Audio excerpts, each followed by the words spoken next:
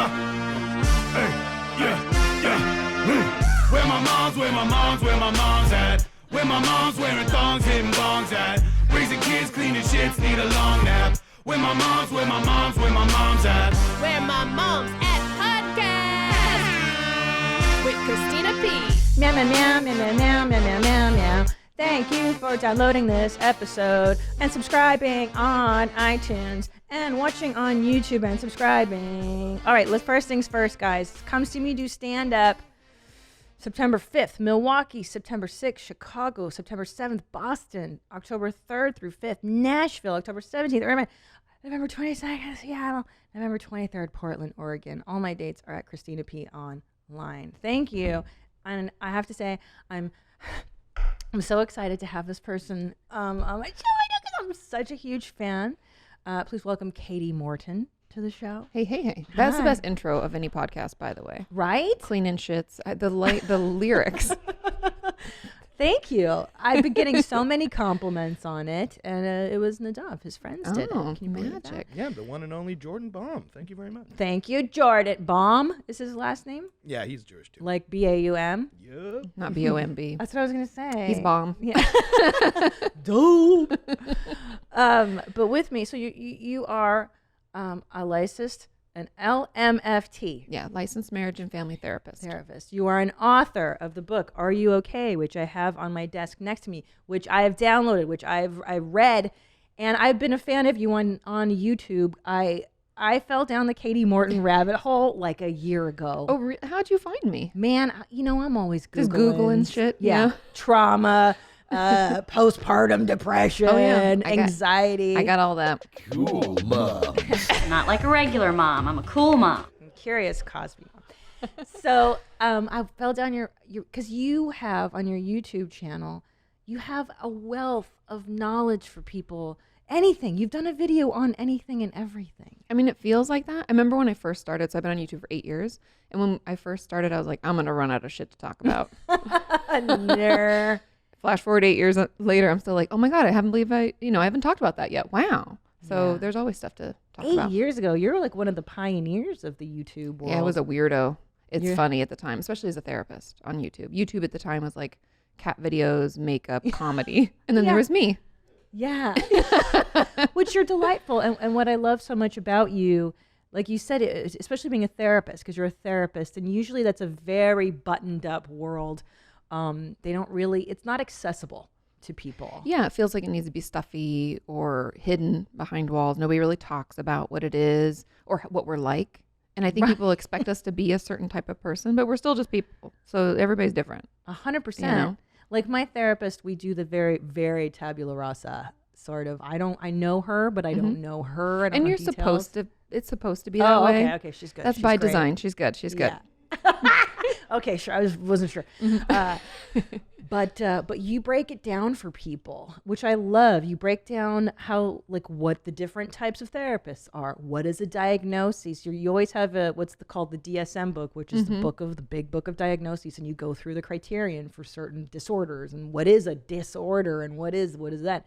So I have a lot of people emailing me and they're like, Christina, I feel like your show is my therapy, to which I say thank you so much, but I hope not, because I am by no means qualified.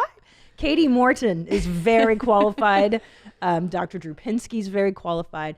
And I consider myself a gateway, a portal, and then I push them to Drew and to you. Yeah, but honest conversations. Yes. People need to have those, and then it can feel so validating because you're like, oh my God, I'm not crazy. Or just a little bit, and it's like normal. Because we're all a little bit crazy. Yeah, and like what you just said, because therapists are just people too. Mm-hmm. I'm in therapy. Right, so let's talk about that. Yeah, I mean, I've been in therapy off and on since I was like 15 years old because at the time, this sounds really weird, and God bless my mom, but like all my friends' parents were getting divorced, and my mom and my dad were like having their own kind of issues. They didn't end up getting divorced, but they were just like fighting a little bit more. My brother and I were teenagers, like bless their hearts. Oh my God, teenagers are the worst. Yeah. But my mom was like, we should go to somebody and talk about that. People have been talking about therapy, so like let's start family therapy. Wow. And Yeah. how forward thinking of your mom. I know. Because that generation, No. not like we are the therapy generation. Yeah. The others are like, just stuff it down until it explodes. Just drink a lot and hit your kids. Exactly. Yeah, spank them. They're bad. Yeah. Yeah. I call us the wooden spoon Yes! generation. How does it? Yes, I was just talking about that. It's in Hungarian. It's called the fokanal. Oh, And- yes. I saw the clip because I got beat with a wooden spoon. I miss. Yeah, but my dad, it's funny, my dad as a kid had to pick his own switch, like go out I grew up in the country. So like you had a lot of property to roam around and try to find a stick, you know. I hear that a lot, and there's something particularly evil. Like you get to pick your own weapon. That's going to be used against you. Yeah. Like, what kind of mind fuckery is that? That's so evil. What is that? That's extra sociopathic, right? Yeah, it's very strange. Extra. What is it when you hurt other people? Masochistic? Yeah, or like, sadistic. Sadistic. Ugh. Yeah. So are therapists required to be in therapy themselves? They should be, but no. Okay. It depends on the only time I was ever required, which it wasn't even required, it was recommended strongly, is when I was in graduate school getting my hours. So the way that it works to become a therapist is you go to graduate school for two years after undergrad, and then you gain. You major in psychology, I'm Yes. assuming. Your bachelor's. You could major in psychology or sociology. I think those are the only two. Okay. And then go to 2 years of graduate school, and then you gain 3,000 hours in the state of California before you can become licensed. So it's like potentially working for nothing. I worked for 5 years, I think, and I was also like a sales rep and a waitress. And like It's like being a comedian. yeah, you're 10 like, years I do later. all these things until I can do the thing I want to do. Yeah. And even then you're like, I don't really get paid that much. Yeah. Surprise, surprise. Yeah. But during that time, like then what was I getting at now? I totally lost my train Your of thought. qualifications. Oh, and then I asked you if everybody's supposed to have to see therapy. a therapist. Yeah. When you are in an internship gaining those hours, some of those places require or recommend that you're in therapy too. But I was already in therapy. Well, because what's that? Is that called transfer? Is that what a transference or projection when you Transference, yeah, it can transference. happen. when you're kind of putting your own stuff onto the That'd be patient? counter-transference. Counter-transfer. You were so in there. smart. You were right. Yep, you know it all. Study philosophy. What am I even here for? I don't know. I just like to guess stuff. I'm gonna say a bunch of fancy words, and then you like. You were right in it though. You knew what it was. I know. Okay. So, what I mean is, how do you not like? What if you get a patient who reminds you of that childhood person that you hate? You refer them out. You're like, I can't do this. Well, unless you can. I mean, you should keep your shit under control. That's why I'm in therapy. Yeah. Because that wouldn't be like my knee-jerk reaction. And honestly, I've never had that happen. I have had people poke my buttons in certain ways where I'm like, ooh, like, I didn't like that. You're getting aggressive or you're being passive-aggressive, and that's not healthy, you know? But I'm like, ooh, that stirred something in me. So then I bring that up in my therapy where I'm like, hey, a patient did this, and I found myself getting really frustrated or pissed off or whatever. And then she's like, okay, let's unpack that. Like, where do you think that's from? And like, when did that happen to you last? And da-da-da, you know? Right. You go down the. And if I can feel okay about it and be like, because I know it's my shit. So if I'm like, okay, I'm going to do this, and then I can feel okay about it, then it's fine. I can keep seeing them. But if I can't get past that, and then I'm not really therapist me, I'm kind of like Katie being bullied, puffer chesting me, then I have to refer them out, because then it's not good. I'm not doing my job. For anybody. No. Which brings me to these questions, which I get a lot, and why you're here. I get asked all the time, how do I find a therapist? Mm-hmm. What kind of therapist do I see? And how do I know if my therapist is a good match for me? It's actually a lot easier than we think. So the way to find a therapist, Google. Right. Psychology Today, people post things. Psychology. That's that's a website or the print magazine. It's a website old and the school? print. Okay. Yeah. But and I think in the back of the print they still have the list. That's an old school. That's real old. But I mean, you can do that. It's like the yellow pages. I just got the yellow pages the Oh other my day. God, why do they still send that? know. Aren't we going green and shit? know, I guess when know. it's yellow, it doesn't matter. Like, I don't know. A bunch of old people like, I gotta find a gardener. Like, Right? Who's in the yellow pages? I don't know, dude. Ugh. So Anyway. okay, so you just Google. Yeah. Wow. But word of mouth is best. So like if you're like, hey, I saw somebody I really liked, or my friend saw someone that really helped them with, let's say, postpartum depression or anxiety, then check that person out. Yeah. Because people that you like in your life often are very similar. Yes. So that's a good way to start.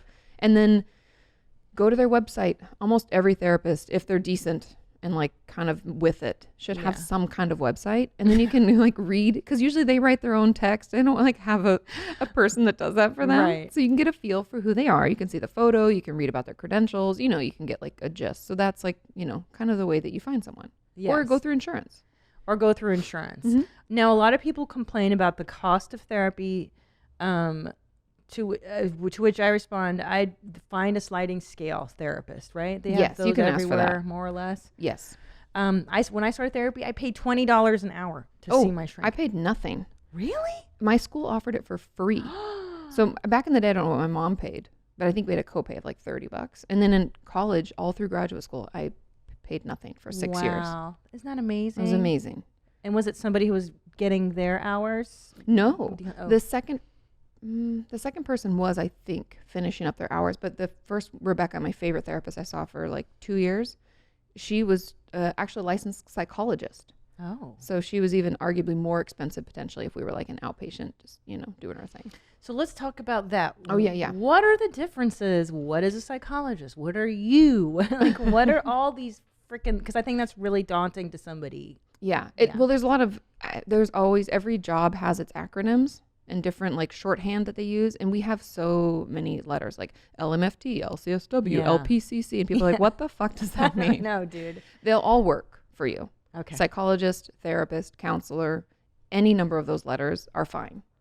The real difference is that a psychiatrist is a medical doctor. So we're moving out of like a therapist, counselor, psychologist into medical doctor realm. So that's someone that can actually prescribe medication. Okay. Nobody I can't prescribe medication. Right.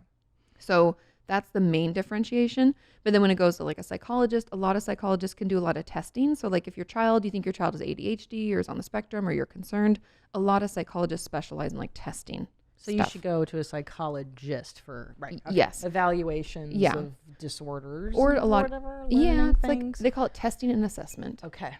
And then there's also like people within schools that can do that stuff for you too. So it's not just psychologists, but that just tends to be their specialties. And then therapists, social workers, counselors pretty much do the same thing. Okay. I'd like to pretend, we're so unique and do different. We really don't. You're all the same. And what's that called? So there's like a type of therapy that's, I'm sorry, why can't I think of it now? Cognitive behavioral. CBT. Mm-hmm. So what's that? That is like your beliefs and thoughts and actions. Like you get in this cycle where like, I have this thought about something. Yeah. I don't have any facts to support it. It's just a bullshit thought. But I'm like, that is true because I have this thought all the time. Then that thought becomes a belief, right? This is true. This is who I am. Oh my God, I'm such a bad person. And then we have behaviors out of that. Oh. And then we go round. Which is insidious because the behaviors match a false premise and now you're making bad decisions for a long time. Potentially, yeah, because it's always about the stories we tell about ourselves, right? To ourselves. Because like, I'm lazy, I'm ugly, I'm fat, I'm stupid, I'm a bad mom, I'm a good mom, I'm bad at my job, I'm good at my job. Like it's all about those stories. Well, for the longest time I thought I'm not athletic. That's for somebody else. I'm not athletic because my mother would tell me so. She'd tell me, you're not athletic, you're not doing it. And I just did. Now I do Pilates twice a week. Look at you. I swim. So athletic. I do stuff. Yeah, right. I'm a freaking athlete. I'm gonna go to the Olympics next year. But like, but those are false beliefs that one holds, and then it can really undermine your life and how far you go in life and what you do and who you marry and what about couples counseling? When should somebody get into couples like counseling? now, like yesterday. Yeah. That's the thing about because I feel like people are always like, do you see couples? And I'm like, not if I can help it. Yeah. Because I really don't like it. Why? They come way too late. Like it's like they should have been here like 5 years ago. So when should the Bickersons, when it's Bicker City? Or when you start to, if you're not a bickerer, if you start to resent, if you start to be like, they're doing that thing again, like, or if they like touch you and you like recoil just a little bit. Because we've all done stuff like that. You should talk to somebody about that because that means something else is going on. Yes. No sex too. Isn't that a big indicator? The biggest breakups of marriages are like sex and money. Yeah. Isn't that fascinating? Having and then kids, parenting. Well, we're gonna get to yes. I don't know if I silence my phone. You better. I know. It's like I've never done this before. It's already done. It's okay. Good. It's just my OCD. I'm sorry. OCDs. I've had those too. Yeah. So before we go. Okay. So how do you know How do you find a therapist? Google. That's how you find your therapist. What Yes. kind of therapist? She says it doesn't matter. They're pretty much all same shit, different toilet, to quote you. Is Pretty that what much. you just That's said? almost exactly word for word. Although if you have a certain issue, like if it's trauma, or if you think you might have borderline personality disorder, or if it's just anxiety, like it's fine to ask what their specialties are. Okay. And so that's where I would just ask, like, so what do you specialize in? And if they're like, oh, I specialize in, and they name more than 5 things, hang up the phone. Got you. There's no way that we can do that. No. That's too much. No, too So much. just like, yeah, if it's anxiety, it's CBT. If it's borderline, it's DBT, dialectical behavior therapy. And then otherwise just talk therapy, a trauma specialist, things like that. So that's really it. And what I get a lot of emails from, hold on, we're going to, do not Sorry, no, fucking that's a let me lot to, find like- that. No, that's good. I get a lot of emails because my mother was a borderline and my dad was an alcoholic. A lot of questions of my parent was XYZ, cray. Yep. How do I raise my kids so that they're not going to have the same issues or whatever? How can I be a good parent when I didn't learn how to be a good there was parent? no example. I think part of it is just talking to other parents and don't try to overcompensate. A lot of Oh, I parents do do that. that. Yeah, I because we're like, overcorrect. oh, they were horrible, so I'm going to be super, super nice and like always forgiving. And, Yes. we still have to discipline our children. Yeah. But I think it's like you can read books, you can educate yourself, and you can have people around you that are doing the same thing. So you can be like, oh, I tried disciplining this way, putting them in a corner, and it worked. But when I tried to discipline them and spank them on the ass, it didn't work so much because then they escalate, you know? Yeah. So I think it's just like talking it out with friends, getting different ideas to do it. And- Unless your friends suck too. well, yeah, Unless but I your mean, friends are hopefully your messes. friends don't, you know? Yeah, And then you- maybe get new friends. You get find healthy examples, I would say. Yeah. That's what I try to do is, and also you're right, I overcorrected. I have a 3-year-old and a 1-year-old, and at first I was like, oh, everything's great. I don't need discipline. And now I'm like, all right, I gotta fucking discipline. Well, 3, I mean. Oh, that's all testing all day, bro. I just beat the shit out of that. I don't have my kid. I do not, never. I get emails from people that are like, I spanked. I'm like, what are you doing? Like, No, yeah. that shit's not cool anymore, right? Well, are we done with that? Spanking? We should be done with that. Because I think that, I mean, there are ways that you can teach. We know basic learning principles through psychology and research is that Yeah. if you take things away from them or you what I explain things do. to them, that's best. And timeouts are terrible for children. They Tell hate those. me. They Oh, like- right. Yeah, but it's effective. It's is what you're saying. effective is Yeah. what I'm saying. Like they hate it and we don't even have to do anything. You're just like sit there and don't touch anything for 5 minutes. And they're like, might as well be a Forever. month. Yeah. So like it works. And It you don't does. even have to touch them. Just talk to them. No, And yeah. communicate with children just the way you'd want to be communicated with. They actually understand a lot more than we give them credit for. You don't have to be like, so when you did the thing, you can just be like, hey, you stole that toy from your brother and you're not supposed to do that. So you're Yeah. gonna have to sit over here for 5 minutes and think about it. Yeah. Because you should share. You should- Sharing's important. Sharing's great. Yeah, you're right. And they're like, So- they get it. They They're get like, it. Yeah. walk over. Feel Yeah. sad. Yeah. Yeah. 100%. Yeah. That's the problem we got in our house. 2 little boys. One Oh, takes yeah. the toy. The older one takes from the other. Oh God, it's exhausting. So let's get to this. How do you know you've got a good therapist? How do you know you have a good match? You feel connected to them, like they're on your side, they're on your team, like rooting for you. They pay attention. I know that's so simple, but some people, I've heard some horror stories. People are like, my therapist fell asleep, and I'm No. like, get out. No. Yes, or like forgot their name. No. Don't go back. Don't go back. Like we have one job, listen. Yeah. Period. Like really. So and take notes. It's not that hard. I take notes all the time. So Yeah. make sure they remember all the important details, like who your spouse is, what your name is, how many children you have. It's really simple stuff. Yeah. And then they listen. You feel like they're on your side. You're working towards goals. You should be working towards something. Are you? Because I don't think my therapist ever told me the goals. They know the goals. I usually do because I think it's like we're together in it. Uh-huh. But I know that not everybody does. No, not in the beginning. Now she tells me the goals. Sorry. Yeah. Yeah. But everybody's different. Some people are like, oh, I just like to talk it out and vent. And I'm like, that's fine too. But if you're working towards something, you should feel like you're working towards it. And then there should be like, basic checkups like, hey, how do you feel like you're doing? Do you want to take a break? Are we doing well? Do you want more session? Like general conversations about the progress. Oh, interesting. Yeah. Interesting. Because therapy's not supposed to last forever. I think a lot of people think, oh, once I get in, can't get out. Oh, I like to go. I want it to. No, last. but that's good though. I mean, I've been going off and on since I was 15. So like Yeah. I'm 35. Like Yeah. it's been a while. Yeah. But the goal of therapy is honestly be like, fly little bird. Yes. You're doing well. Out you Yes, go. Yes. Come I'm back if you going need, but I think you're good. You Now, know? how did somebody know? I mean, that's why I love your book. Are you okay?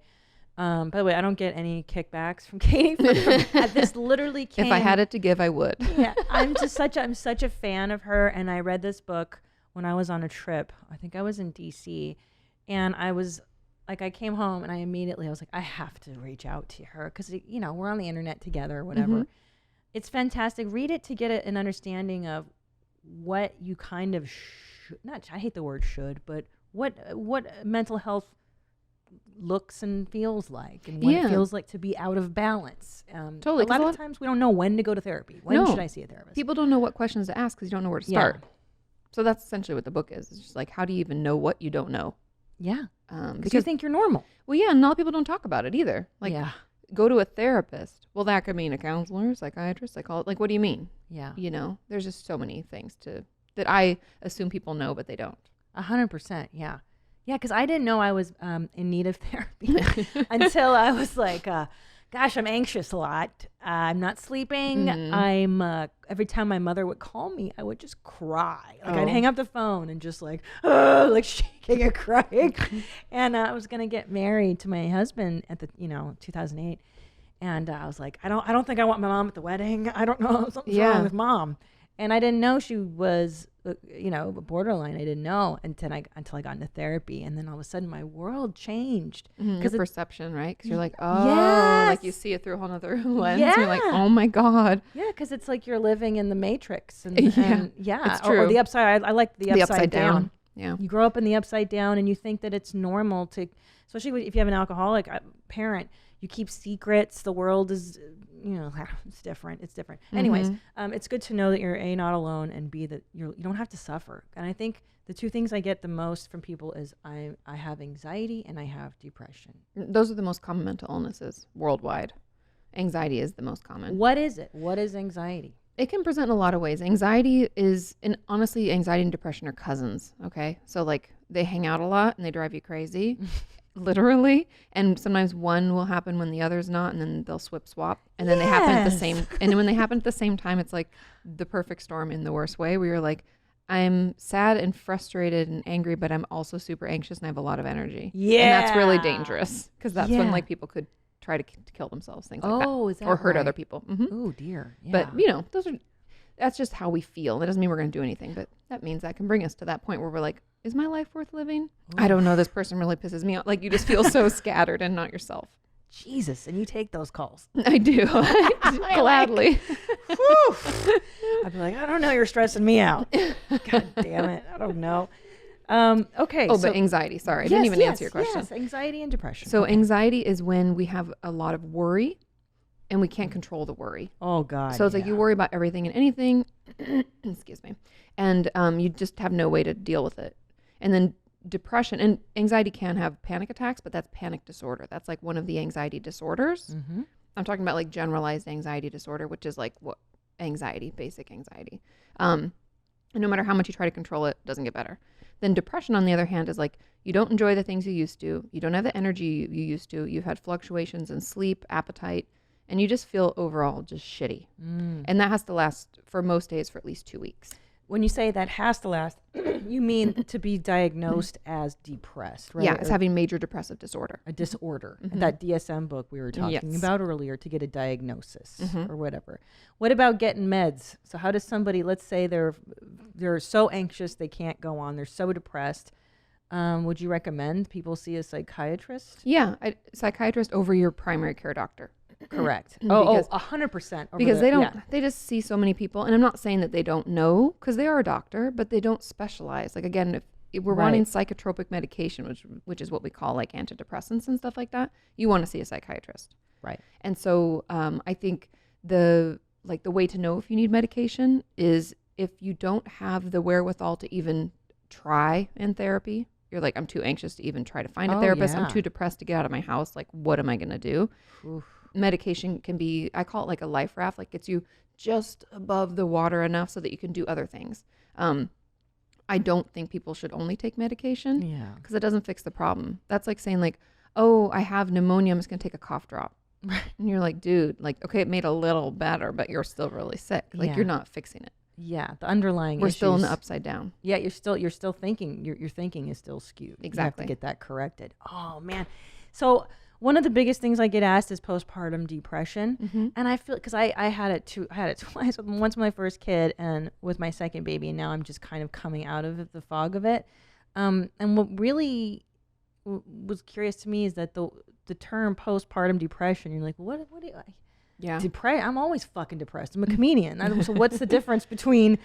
And it's really more like postpartum anxiousness. It could be postpartum OCD. Yeah, it's postpartum mental illness. Like you have something that comes on along because the hormone shift is brutal. Yes. Not to mention the body like think about all the stuff that happens. You're sleep deprived. Yeah. You're, That's enough to make you. That's how they torture prisoners. It totally. Literally. And you've had like a intense medical procedure. I'm just calling Yes. birth a medical procedure because it feels like that. Like all my friends like have stitches or C-section, or if they had to like stitch you up because they had to cut 100%. you know all Cut that your taint. stuff. Yeah, that's exactly. I was like, do I say taint? Because it's really you what it can is. say taint, yeah. I have mine twice cut. It's horrible. And my friends, I feel like they come back from battle. Oh like, yeah, girl. They like barely get around. I'm like, the don't worry, I'll worst. bring the lunch. You just sit there and do the thing. Because it's bad. Horrible. It's hard. But the neat part is that this sweet little nurse washed my cooch for me. The They second do. time. They do. Yeah, which was neat. I was sitting on the toilet and she lied so lovingly. And I was They like, got to "This is take care of great." you. That's got to know. heal. You gotta heal. So So postpartum yes. can happen within the first year. So people think, oh, if I don't have it right away, Ah. I'm in the free and clear. You have a whole year after giving birth. That's what Alyssa Milano said, that it happened a year after. So like she was within that time range, and the doctor was like, "No, you just need to take a walk." That doctor needs to go back to school. No. Because like that just makes it feel more invalidating. It makes you feel like Yes. shit. Yes. Yeah. So there's that, and then there's also we have people writing in about miscarriages, and a lot of women. We had this woman last week who she said, I had a miscarriage, and now I'm so afraid of getting pregnant again. Yeah, of Because course. the trauma, right? And the grief. Is that what it is? Like unresolved trauma after you've had a miscarriage and you're pregnant again, and you're just afraid of losing that life again. There's a lot to Yeah. miscarriages. I think, especially because we're having children older and older, we're at higher risk for having miscarriages. It's not to say that like younger people don't have it, because that's not what I'm saying, but just our lifestyles are different. And we're not having children at like 19 years old. Right. So You your know? eggs do get old. Shit gets old. I know. I mean, it's all getting old. Tick, tick, tick, But I think the thing that people don't talk about enough is like, you have a dream. As soon as you get pregnant, women create a dream of like what it's going to be like, especially if you're boy. trying, right? Okay, miscarriage, when maybe it was an accident, might have a different, like you might not have this dream right away. Because you might be like, oh my God, that happened. But you start this dream, then there's the loss of the dream, which is like part of the grief. Yeah. A lot of my friends who've had miscarriages still tell me how old that child would have been. Oh, Which is like, really? Oh, Yeah. wow. So it could be like a later miscarriage, which is horrendous. too. yeah, it's hard. And I think there's that. Then there's like did I do something wrong? Am I a had failure? that. Yeah, like what did I do? One time I ate sushi. Yeah. And I didn't even know I was pregnant. I Or had like a maybe I massage. went for a run, or I had that tequila sunrise Yeah. when I didn't know I was pregnant Yeah. at 6 weeks. Yeah. We blame ourselves when sometimes it's just the body's way of dealing. Well, It's nature's a savage. right. She doesn't right? care. No. She's like, make sure it's healthy. didn't get the hormones up right away. This isn't going to work. Drop this one. And Yeah. it's like legitimately how our body works, but our brain takes a while to catch up. Yeah. And so there's I did something wrong. I'm being punished. Oh, you I know. got that one too. Yeah, I'm not meant to be a mom. Yes. We make 'Cause all my these mom was assumptions. crazy, and that's a false belief. Mhm, all these right? stories. The Yeah. stories that you tell yourself Yeah. that are wrong. Yeah. And so miscarriages, I think talking to someone about it, there are therapists who specialize in like patients going through IVF. Like if you're Oh, having good. fertility, there are fertility especially in LA. I mean, we Yes. have, if you're in a city, you have so many more options. But there are fertility specialists in therapy, and doctors who do IVF will have those names and numbers. So you just call them. God damn. Because that's true too. Just trying to get pregnant is a whole roller coaster of emotions. Nobody tells you that. No. And like and then making sex a chore instead of an enjoyment, where you're like, hey, I'm ovulating, like TikTok, let's get this going. Yeah. Yeah. Yes. And then after you have the baby, you don't feel like effing. Well, no, and you Your can't for husband. at least 6 weeks. Right. And But sometimes then, it never let's be comes back honest, around. That's true. So then there's that issue, and then the marriage, how do you deal with having a husband and the kids, and it's so And everybody much. wanting a part of you and doing something like nothing was truer. So one of my close friends from back home, she has 2 children. At the time she was pregnant with her second, and her first was, I think, 2.5. And she was like climbing on her, and she was like, "Mommy just doesn't want to be touched right now." And I was like, never have truer words been spoken. Just don't touch. And she was saying after breastfeeding and then having the toddler, like it was even worse, and she didn't want her husband to touch her. You know, it's real. Normal. I don't want people touching me all the time. Yeah, it's normal. Yeah. Well, and I think too, a lot of the reason I do this, podcast is so that women don't feel so guilty about ambivalence, which is a word I learned in therapy. Would you like to define that? Because I think I know what it means, but you're a therapist. I'm not a linguist, but I'll do my best. Yeah. Ambivalence is like neither good nor bad. You're just like, meh. Yeah. It's kind of that feeling, which is kind of part of depression a little bit. Oh, yeah. Where you just, we call it anhedonia. Oh, when it's like you just don't enjoy things. You're like, yeah, everybody's going on this trip. And you're like, meh. But I could go, but right. But ambivalence. But what's it called when you have conflicting emotions? Like, for instance, like cognitive dissonance. No. Okay. For instance, I love stand-up comedy. Mm-hmm. However, there are parts of it that are fucking terrible. I have to travel. I don't have to. I'm away from my family. Sometimes I'm eating, nuggets for dinner. Of course. But I love it. So there's two contradictory feelings at the same time. I'd call it. There might be another word, but cognitive dissonance. Well, I guess it's not quite that, because cognitive dissonance. Love it. Yeah, but cognitive dissonance is when like something that's happening goes against what you really think you are, and you're like, wait, these don't work. So I guess it's not that. It's just like conflicting beliefs and thoughts about yourself or your situation. Right. And I think a lot of motherhood is sometimes in that gray zone. Mm-hmm. Not all the time. Obviously, like it's like 51% awesome is so someone said to me a while back, and I'm like, yeah, that's so freaking true, because you love your children. You love I had two. I went back for seconds. Clearly I enjoy it. Like, but then it's not every day is amazing. There are times when you don't want to do the duties that you have to do, but you fucking do them anyways. Because you have to. Yeah, because you have to. But I think accepting that part, that it's not all wine and roses, and it's not this it's not this 1950s vision that they sold us. Yeah, I think it's expectation versus reality. There you go. Because it's like we're assuming, because our generation still, we were raised like women do the laundry and make the dinner and do all these things. We love having kids, and we have kids right away, and it's amazing because we were raised by those people. And our grandparents were really those people. Yeah. So like the trickle down of that. And now we fought to be like, but we want everything that the men have, and we want it all, but we haven't let go of all the other shit that we were supposed to do. So it's like, there you go. How do we survive when we're supposed to like do the dishes, do the laundry, make the food, get the food, be the major purchaser for the home, also have sex with our husbands sometimes if we can really deal with it, also have kids and like deal with that. And then I know some of us are primary breadwinners also. Right. So it's like, when do we sleep? Right. Well, what's the answer, Katie? You have to have division of duties, because it's not all on us. And that doesn't make you a bad wife or a bad mom. Say more. Division of duties. Go ahead. Like, you cook one meal, he cooks the next meal. Wow. Whoever cooks doesn't do the dishes. Or you get up and get the kids ready one day, he does the next day. Or, you pick and choose your days and weeks. If you're out of town, obviously he's going to do it, but then swap or outsource some shit. That's my favorite, is outsourcing. That's my favorite. How did you know? I'm like, can you deliver that to my house? Perfect. In the next 3 hours, golden. I will pay extra for that. Fucking 100%. We had this lovely woman that sent a video, and she goes, I asked for mom hacks, and she goes, my greatest mom hack is that I pay someone else to clean my house once a month, and I feel so guilty. And I thought, don't feel guilty. Stop. No, we don't have time. And why is for that our responsibility? Right. You all fuck up the house. Right. We all have to, So housekeeper, we have one every 2 weeks, and it was the best thing I've ever done for myself. Telling you, and I did have guilt. Yeah, in the beginning. I did too. I was like, I could have done this. Or like if I'm doing work, I'm like, I could be scrubbing the toilet. Damn. Like what the? Outsource. Mm-hmm. I don't go to the grocery store unless Instacart. it's Praise Jesus for Instacart. All day, every day, girl. All day, every day. Yep. And I order from Jet or Target, delivered right to my door. Toilet paper, paper towel. What's Jet? Oh, Jet. Jet.com.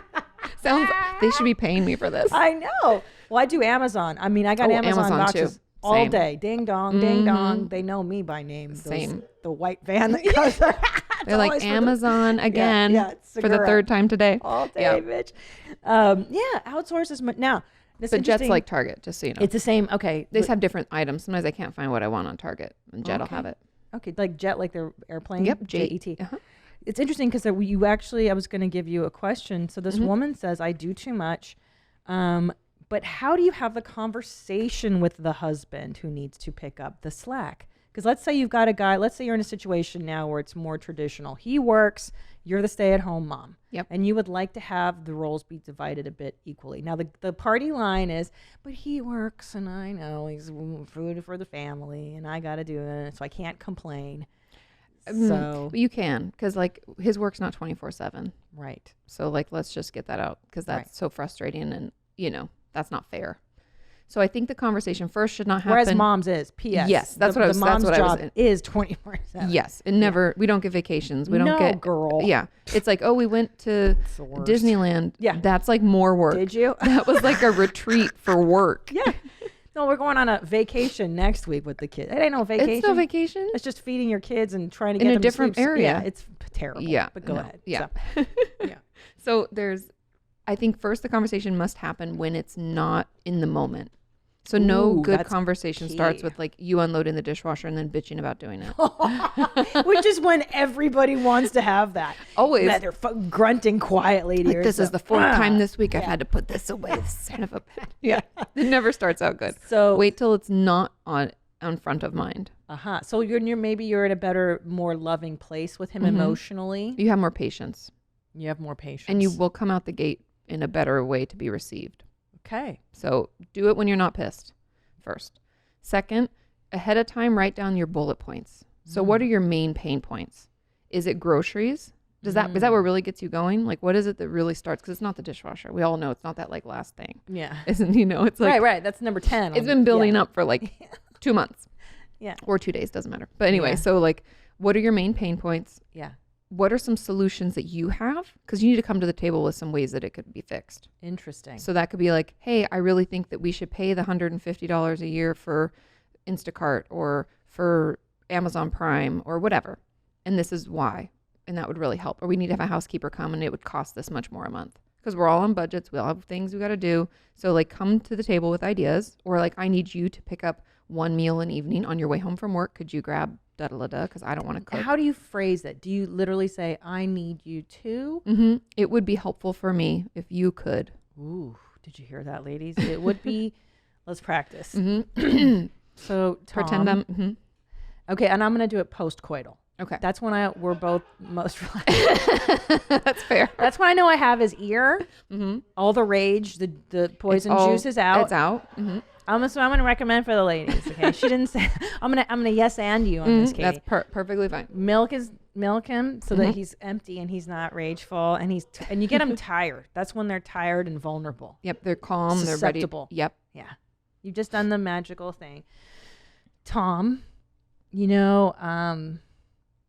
Wait, sorry. How do I start? I need you. No. It really stresses me out when I have to cook dinner every night. How about we start out with go like, ahead. could I just talk to you about something that's been bugging me? Can I talk, Tom? That was really, your lovemaking was amazing. Your dick is huge. You're such also. Yeah. Tom. Best sex of my life. Yeah. P.S.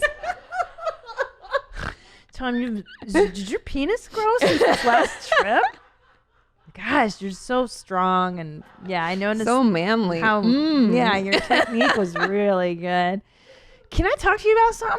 Yeah, men get nervous when they hear, can I talk to you about something? They go, what? Oh, so it's like, could I just tell you something's been bugging me? It's bugging me. And then he goes, yeah. Sure. I'd be like, I feel like I'm so overwhelmed with the kids and stuff. And that it's really hard for me to get dinner on the table every night. And I was wondering if you could do dinner like 5 nights a week. Like every night? How about like 3 nights a week? Would you mind picking up dinner? Yeah. On the way home. I need you. How do I say it? I need you to. It would be like, it would be really helpful for me is if you could. Yeah, it'd be really helpful for me is if you could pick up dinner 3 nights a week, or you could do dinner, whatever you want, and don't complain. Right? Like if they do it, you can't be like, you got this stuff. No, you have to be like it. Then it's like classic conditioning.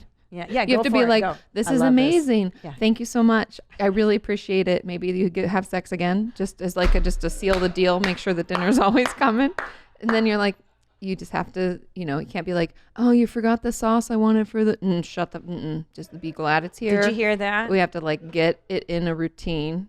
Conditioning. You use the word, Nessie, this is so funny. Because I use the analogy like Cesar Millan. This is in my special. yeah. I use calm, assertive energies. I am the buck leader. And it's a similar thing. You reinforce the good. Wow, thank you. Sweetie, you've got chicken and macaroni and cheese. Oh my, the kids are going to. I love it. Oh my God. Amazing. Thank you so much. Oh, you're just the best. Yeah, I love you, sweetie. Thank you. I'm so much happier. Yeah. And I'm so horny. This chicken makes me so horny. Yeah. Food being delivered. Such a turn on. Can I tell you, I literally started joking to my husband that way. You know what I started doing? Every time he took out the trash, I'd be like, ooh, look at your biceps when you take the trash out. Sexy. Yeah. I literally started doing it as a joke. At first, he knew I was joking with him. But then I think it works. It became real. And now I totally reward. Yeah, you always love reward. it. Yeah. We all want to be rewarded. And I have to say, and I know this is very un-PC and against the women's lib. You know what they really want? They want sex. They want the validation. Yeah, of course. Sexual. Because isn't it true that to a man, that's the biggest connection, really, Yeah. I think. It's the best way you can, it's not, I don't want to use the term like please a man because obviously, but it's more like that's the best way you can show love and support to your partner. To if your a partner's male. a man. And what's the best way a man can show love and support to the woman? Listen. Yeah. And to really listen and be heard. And Yeah. Not half-assed like, where it's like stop this. it. I have It's to my demonstrate. dinner table. No, I know what you're doing. Yeah. That's my husband.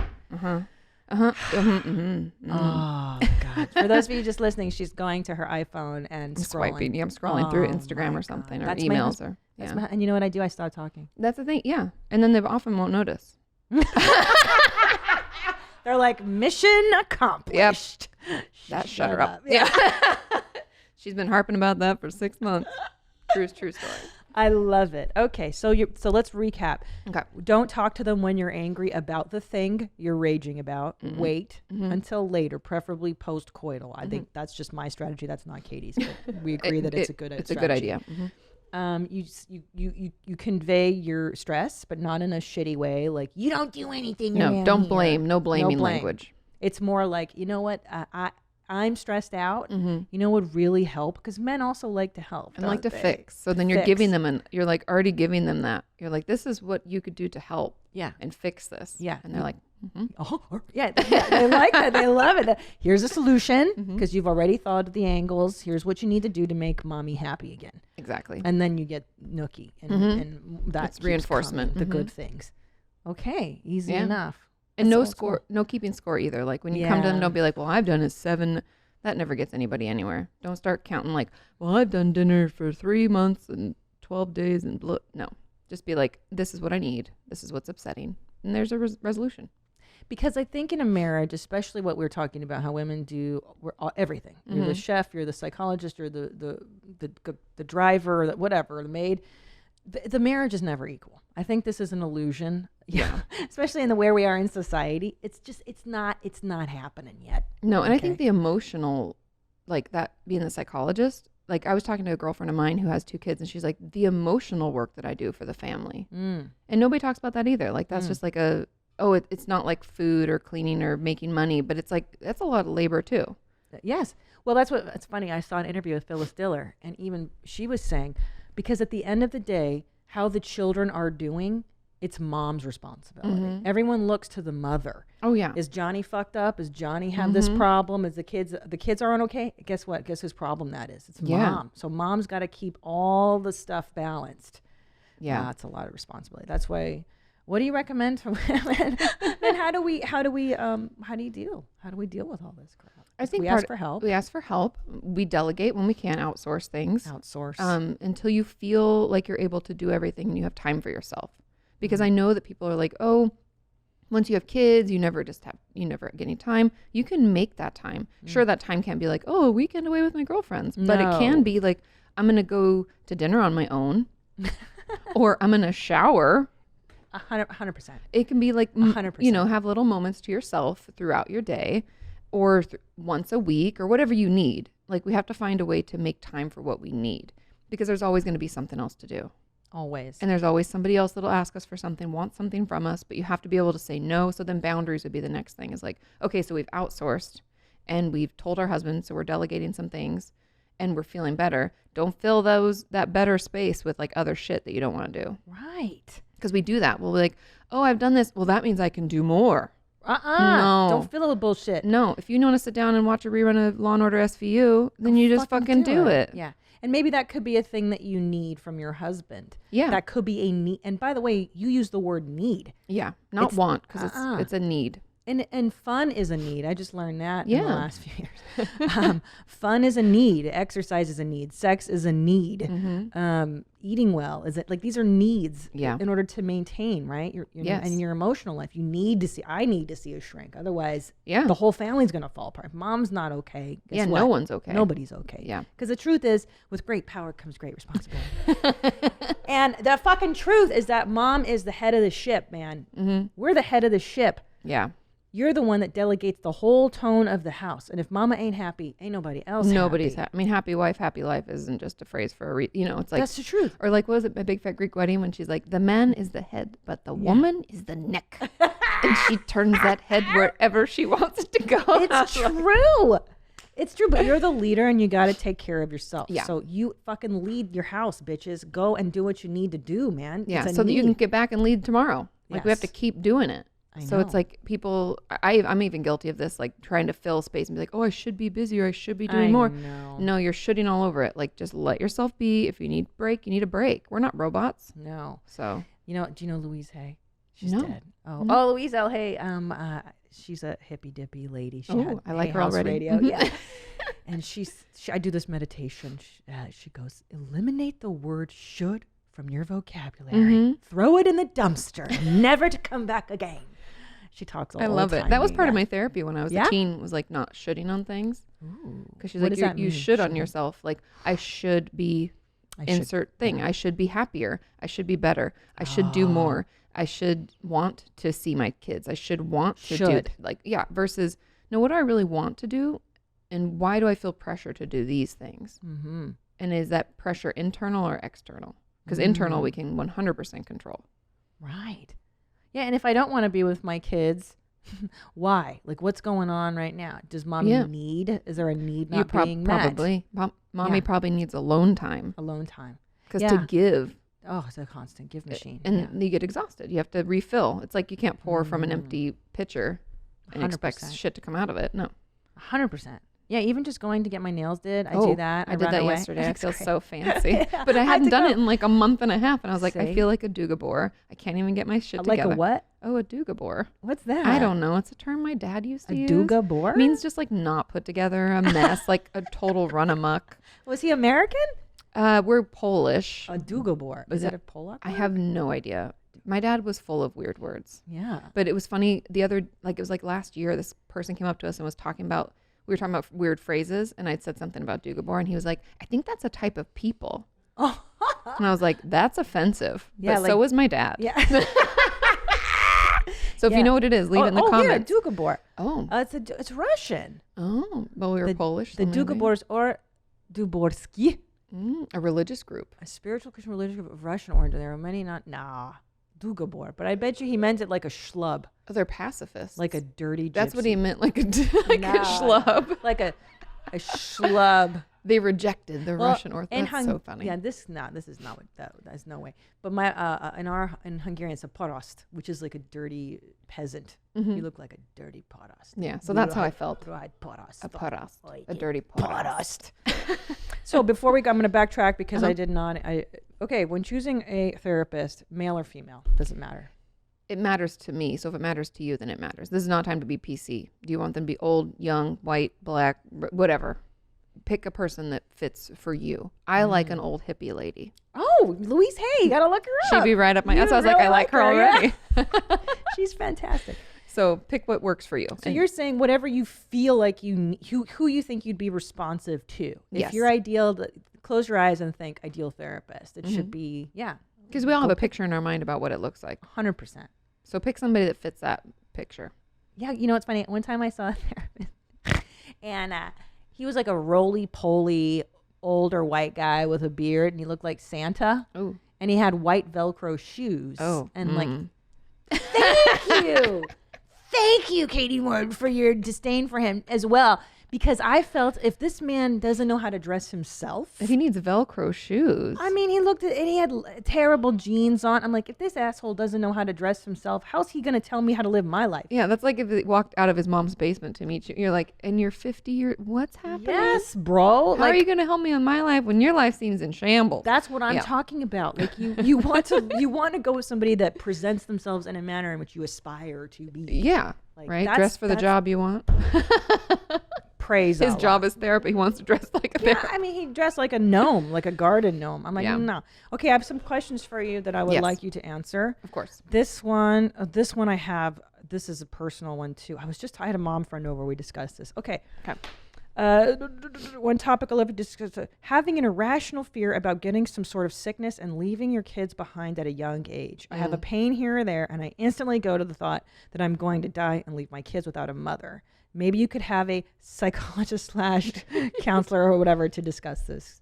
Yeah, I have it all the time. Existential angst. I think it's anxiety That would make sense. for because me. it's worry, right? And it doesn't even have like a real, I mean, kind of there's a trigger like, oh, my back. Oh my God, I could have cancer and I could die. You know, like I get it, but there's really no real reason. We're almost like spinning it into something that it doesn't need to be, which is probably a couple of things. It's probably anxiety driven. Yeah.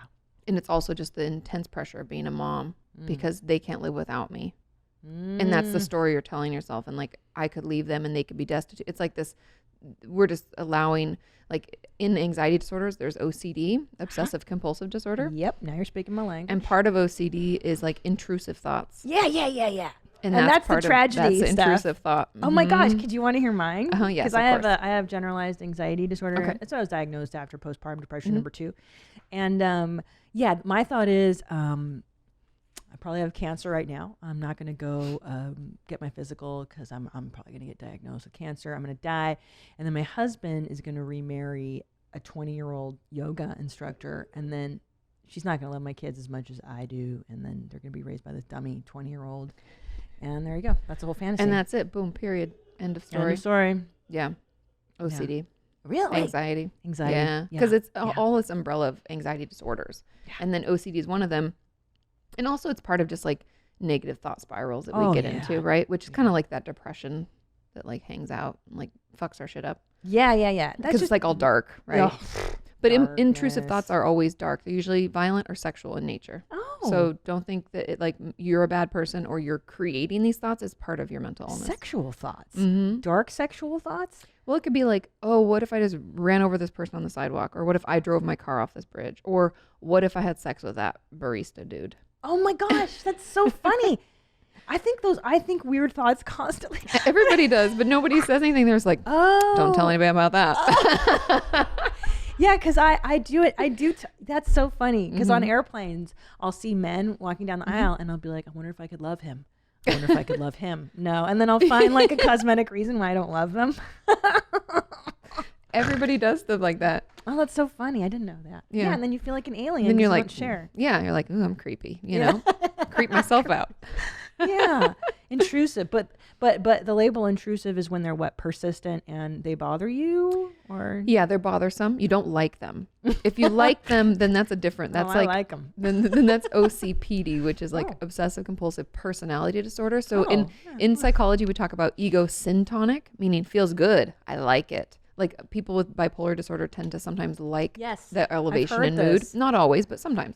But then it can be ego dystonic where you're like, fuck this. What is this? I don't like this. Why am I having this again? And I'm a creep. Or like, why did I think that? That's weird. Don't tell anybody. Pretend to be normal. Oh yeah, I did that a long time. I'm normal. I'm great. And Yeah. then the shame that comes with it as well. Yeah. Of like, I'm just doing great. Everything's fine. Yeah, holding it together, just barely, but nobody knows. Yeah. It's fun being a human, isn't it? It's so, yeah, always changing. What the fuck? Okay, this one's great. So have her talk to somebody. So she should talk to somebody. You should talk to somebody about your existential maternal angst. I just diagnosed that. You probably have some kind of anxiety. Yeah, talk to issue. a therapist. It could be part of like OCD, anxiety disorders as a whole, or depression potentially, like postpartum. 100%. Oh, also, I was going to ask you, what should somebody do if they live in a rural area? Online therapy is great. There's like, I think it's Talkspace and BetterHelp are both good options. They match you with someone, and then you can see some, even if you like live in a, like I grew up in a really small town. I tried to find my mom a therapist, and they're all like either Christian. I mean, no offense.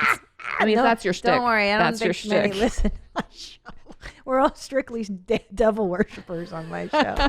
Witches and Satanists. Perfect. Just my audience. And Jews. Okay, go.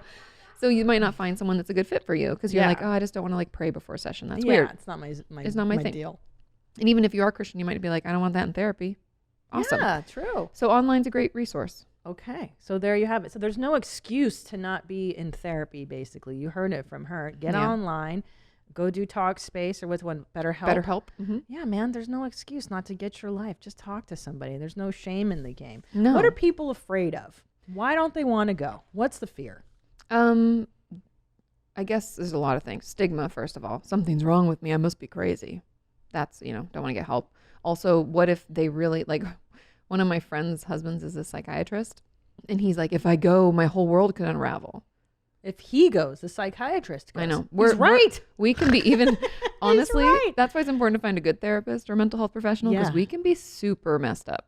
Really? Like, people can get into therapy to either fix their own shit, aka bad therapist, or they can get in to help others, aka good therapist. So people worry that when they go into therapy, it's going to like pull that string and their whole life is going to unravel. And you're like, no, it puts things in perspective and helps you work towards goals of being a better you. You go to the doctor and you get a physical to see how things are going. Shouldn't we go in to see how our brain is going? 100%. Since it's like the hard drive of our body. But you're right in that you have to trust somebody who's responsible Yes. for, because there is an unraveling. If you're in good therapy, you slowly kind of unpack whatever, don't you think, is going down. What's been like all stuffed down into a nasty ball of hate and anger. Usually. hate and anger, 100%. Everything's fine. And then, but then you need somebody who's able to also patch, like kind of put you together. And I feel like it's like tearing a piece of work of art apart and then putting it together to make a whole different piece. right. It's Oh my like gosh. you take it apart and then you put it back together. It's a great analogy. So that's what therapy is. Yeah. That's what my lady did to me. Oh my Yeah. God. And it can be so wonderful. That's the thing. Oh It's my super rewarding. God. I would be a mess if it weren't for this lady. I've been seeing her for almost a decade, dude. Wow. Yeah. I was a mess. I didn't even realize. And like, she saved my life. So for anybody listening, like, if you think, there's no way, I'm too messed up. No, just go. Yeah. And it's going to take so long. Well, what else are you doing? I And know. you're sitting there full of anxiety and depression. You're miserable already. You got nothing to lose. People are like, oh, it can be so expensive. They work on a sliding scale. You can ask. Yeah. Also, what else do you spend your money on? Yeah. You spent probably like $200 on a pair of shoes. That Or- could have got you like 4 sessions of Yeah. therapy. Or whatever behavior you're probably acting out. You're probably gambling, drinking, sexing, or whatever. Yeah, over shopping. Yeah. So overspending is the number one. Drinking or drugs. Yeah, sex or no sex. Potentially ruining relationships. booze, Yeah. coke, but whatever the heck it is that you're doing to medicate Yeah. instead of going to treat It's yourself. cheaper. Therapy's cheaper. 100%. Yeah. Yes. Yeah. 100%. And you have the rest of your life. Why are you being miserable? Okay. So this one I get a lot too. This one says, I'm struggling so much to feel any amount of joy regarding my pregnancy. I'm halfway through my pregnancy and I wish I could have a do-over. I don't want to do it anymore. I have a 6-year-old who is legitimately the coolest guy ever, and I have a really great husband who loves us. But I'm 23 weeks pregnant and I just feel completely overwhelmed and extremely sad whenever I think about the new addition. Oh boy, so there's a lot of backstory too. Yeah, and I Do mean, you, like, do you need a lot more? I mean, I could get a little more. Let My me see. first pregnancy. Here, read it. You read. Yeah. Read out loud. Okay, sorry.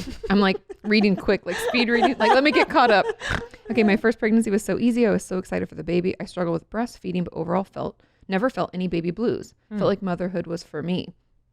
6 years later, I'm like, oh, it's a different type of pregnancy. So I'm always exhausted, throwing up constantly in pain, and don't have the energy to show my husband love at all. I cringe when he wants to touch me. Okay, so I think, so it's just really uncomfortable. And it's like when I think about feeding the baby, I just cry. Breastfeeding was so hard back when they had no other things. She had nothing else to worry about. But now it's like everything's hard. So then what? And I think There's a couple of things. First of all, allowing yourself to feel how you feel and not fighting it, because feelings are like waves, and like if you just like ride them out, it'll be fine. Like, oh, I'm feeling worried, I'm feeling overwhelmed, I'm in pain, I'm not comfortable. That's all okay. What she's telling herself is it's not okay. And that like is when you like try to, has anybody ever tried to surf? Yeah. I've tried. I'm horrible. It's so hard. And you like almost drown, right? and You're it's like, so I'm doing hard. this on purpose for some reason. And you like try to swim against the wave to get under it. Yeah. And that's like what she's doing. She's like fighting against the feelings. Like, oh, I should be joyful. I should. Should. So instead be like, this pregnancy is different and I'm uncomfortable with that. And that's okay. And it's okay. You know, there's this lovely, Ram Dass, he's a hippie dippy too. He talks about allowing the emotion to go through you, to pass through you, to be porous, to be. We don't have to react to it. Correct. You don't have to judge because it's the judgment on the feeling. 100%. That's the killer. Well, and that's what causes more pain. Yeah. Because if we're like, oh, I feel sad. Oh, I shouldn't. I'm such an asshole. I don't have the right to whatever. Then we feel worse about it. Then we have this other feelings. It's like that feeling had babies versus like, it's just a feeling. I feel this way. That's okay. Everybody feels this way. Or what I do is not feel the feeling. I'll try to avoid. Numb it out. I'll numb it out or I'll get anxious. Oh, yeah. So instead I'll go into anxiety. You're like tiptoeing around it. You're like, it doesn't exist. What? And your brain's like, it totally exists. And here it is. Great. I got to shop on Amazon. I got to get more diapers. Yeah. I got to stockpile supplies. Yeah. Like I go into, yeah. The kid's okay. I got to check out that. Yeah. So for this, I think journaling could help, which sounds really hokey bajokey or weird, but it's like helpful just to get it out. And then I would encourage her to start tracking her feelings. She can get on Google, look up feelings charts. These things are amazing. Feelings charts. Ooh. It's like lists. So some people have trouble like, what am I feeling? I don't even know. 100%. All the time. Oh, there they are. There they are.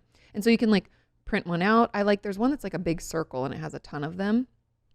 Not that I expect you to like find it on the fly, but there's like these, that big color. Yeah, that one's a good one. That one's good. I've seen that one. And so the ones on the outside are usually easier for you to, and the ones in the middle are the hardest. And they're like the spawns of them. See how sad comes out to like, depressed, lonely, and then isolated. So it's like what builds from it. And those are your core. So anyway, I really like that one. But print those out and then start noticing and checking off, like circle the feelings each day. And then once you write why that feeling's okay. Like why it's validate okay. yourself, yeah. Well, and they can be irrational. Your feelings could be. You can look for evidence to support it because it might not even be there. Oh, that's interesting. Like my husband doesn't love me. What evidence do you have for that? Probably not anything. But the feeling is legit. However, the reality doesn't confirm the truth of that. You don't have to judge it. It's the it. judgment that we're looking at. We're actually looking at the judgment and being like, does that need to be there? The answer is no. No. But yeah, so that can kind of help. I think that should probably help her. Yeah. Because we all know every experience is different. Just because one pregnancy was easy doesn't mean the other one's going to be. Also, when we have another child that's depending on us already, it can be even harder. The second child, it can be so exponentially harder. People are like, moving from one child means I still have some, semblance of my life and the way it used to be. Having two, you're like, fuck this. I'm out. This is all I am. I'm just a parent. 100%. Well, people ask me all the time, what's it like going from 1 to 2? Should I have a second child? I'm like, I cannot answer should for you. No, you have to make your own decision. Yeah, but I can tell you that you're really all in. Like if you don't mind staying home and you don't mind the kid, I have a kid compound. I don't leave the damn house. Well, yeah, because I love it. Yeah, but that's the thing. You chose it and you like it, and it's just part of your life, right? And but some people think, oh, I can still do everything. No, boo-boos. No, you You have 2 other humans that depend on you. Yeah. And what are you going to do with them when you're gone? Just have a nanny raise them? That sucks too. A lot of people do that too, but that's like that's not always the best. Well, I've heard the saying, pay now or pay later with your kids. You got to put the time in. True. Yeah. That's some real shit right there. Yeah, dude. That's why mama's home. Mm-hmm. My ass is home.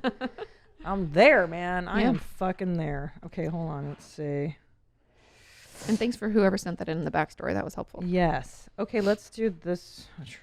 Oh, this one's interesting. Hi, Christina. I want to know what your thoughts are on moms that smoke weed. Cannabis has always helped me a ton with my patients.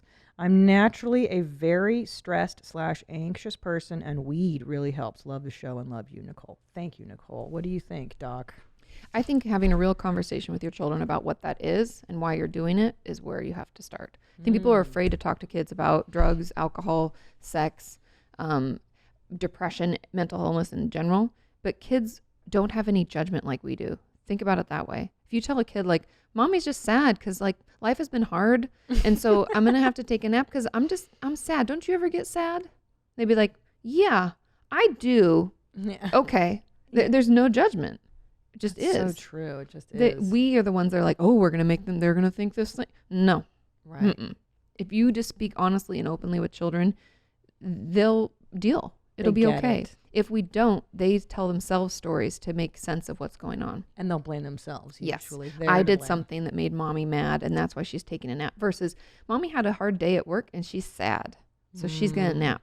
Wait, nap? I'm saying smoke weed. No, I was just saying like conversations. But what I was about just taking- weed? I think it's Drugs in okay to say like, particular. this helps mommy relax. This isn't for kids because this Right. is only an adult thing. Mm-hmm. As long as it's legal where she is. I mean, because we don't want to bring any of that into the works. No. But in this is- California, yeah, in it's legal. California, Washington, Colorado. But yeah. do you have any concerns about the parent being kind of checked out when It depends dealing if there's THC. Well, I guess it is. I mean, it depends on what she mean, like what type it is. with, like CBD oil? as long without as the she can THC. still be present, Right.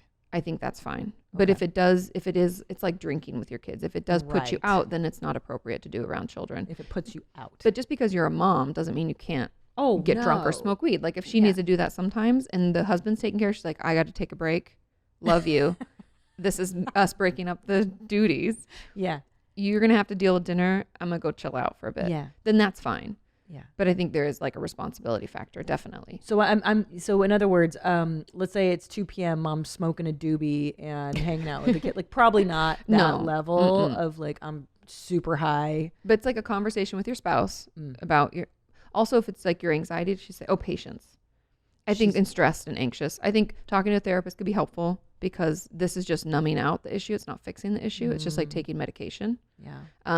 Having a conversation with your spouse, making sure you're not the only caregiver around when you're doing that. Yes. Just being responsible, Yeah, being be a parent, responsible. and then just doing it. I don't have any problem with parents smoking weed, but as long as they're either with it or not in charge of the kids. Yeah, I Is that agree. clear? No. And Don't smoke weed and try to care for your children if it puts right. you out Be of able commission. to handle like a whatever. Okay. Yeah, I but I think gotcha. it's fine. Now this one's interesting.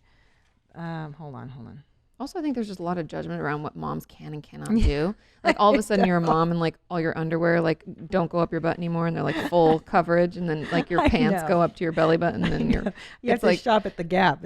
all of a sudden it's you your just mom lose card. all sex appeal and just turn into a blob. No. We did this question. We asked a guy how to pose. Wait, hold on. There was one I wanted to ask you.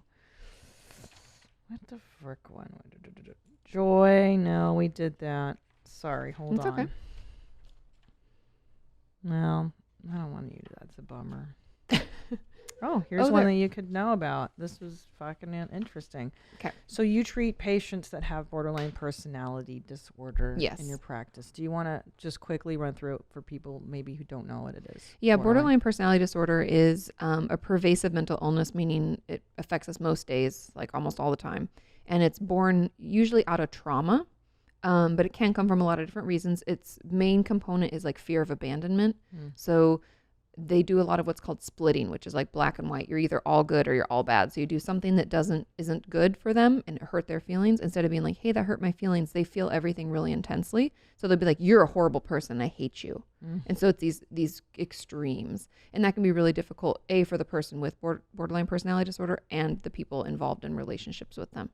I think that's like Extremely difficult. and they can be really impulsive. There's a lot of other symptoms Right, to it, but that's the, impulsivity, overeating, Overeating, or overspending, binge eating, mhm. spending, drugs, what all that stuff. Yeah. They're basically like super fun. So, this person writes in co-parenting with somebody that has borderline personality. He writes in, so my ex-wife has borderline personality disorder. I had to get out of the marriage because of the abuse it comes with. I drew the line at physical abuse. So now we're going through a divorce, which is super fun. We also have a 3-year-old son. sounds so fun. Sounds rad. Yeah. And co-parenting is going surprisingly well. But I am noticing things coming out of my son that are concerning. For instance, I will be sitting or reading or maybe just on my phone and he will rush over to me and ask, Daddy, what's wrong? What's wrong? Are you okay? I have never given him a reason to do that, which means my ex is probably bursting into tears or doing something that is making him ask if she's okay.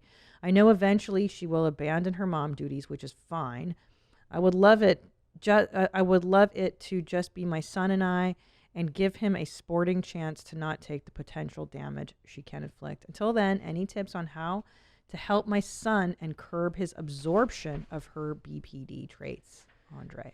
Yeah, talk to your child, because the thing about people with BPD can get better and can get help, but they have to want to, and it doesn't sound like this particular person is wanting to, and to implode and explode your marriage. I guess that speaks volumes, especially physical abuse, like it's gotten to a very dangerous point. So I think communicating with your son about asking questions, being curious, that's okay, and then giving him the space and time he needs to express things to you. So if something's going on and he comes up to you and is like, Dad, what's wrong? Oh my God, what's happening? And be like, I'm fine. What would make you think that something was wrong? Right. Just be curious, because that will tell them more about like what's going on, to be like, what'd your mom do? Yeah. Because the kids get defensive and then they feel like they're put in the middle, and we don't want to create that dynamic, especially because if the child takes that and tells the mom, I can see that only being bad news. Yeah. So I think it's just communicating, letting them know, seeing what's going on, learning, and then having conversations about like, oh, I just enjoy some time alone sometimes. That doesn't mean something's wrong. I'll tell you if something's wrong, and then communicate in that way. So I think it's just like talking to your kids again. I think people are sometimes afraid to communicate, but communicate to them in the way, if you can for a minute put yourself in their position and that age of you, if you can go back in that, be like, what would I have wished my parents had done? And my answer 99% of the time is talk to me. Yeah, just explain. Tell me what the fuck is going on. But explain it in a way they understand. Obviously, not like, hey, your mom has borderline personality disorder. She's mentally. What should he say? Like, mommy has mental problems? It depends if they've talked about it or not. I'd probably just say, oh, mommy's a little more sensitive than I am, so that's why I'm not as easily upset. That's a good way to explain that to a kid. Because also it's still their mom. Right. And that's the tricky thing with parenting too, is because even if your parents suck, they're still your parents. I know. And that's like, it's good and it's fucking bad. Yeah. No, talk to my shrink like that. I've been unpacking that for a fucking decade. How do you explain death to children? I think you're honest about it. What is that? So what, for instance, my family dog died a couple months back. What do you say? I think you say that whatever, if you're religious, then you go into that spiel. But I think if you're not, you just say that, yeah, the dog got old, or it got hit by a car and it didn't survive, and it's really sad. And again, going back to the fact that people are like, oh, I don't want kids to be sad. And like, no, kids have feelings. Let them feel the feelings and be like, and then express your stuff. Like, I'm really sad and that was really hard. And I'm going to miss the dog. Are you going to miss the dog, or how do you feel? But do you say death? Like, do you explain the concept of death? Like, he's never coming back. Like, what do you... I think it depends on the age, because I don't know. 3. I know. And I don't think he'd understand the concept. I just said doggy heaven, and we're going to miss him. Yeah, you could say doggy heaven. He went to a place. So we're going to... Yeah, just don't be like, oh, he's in a...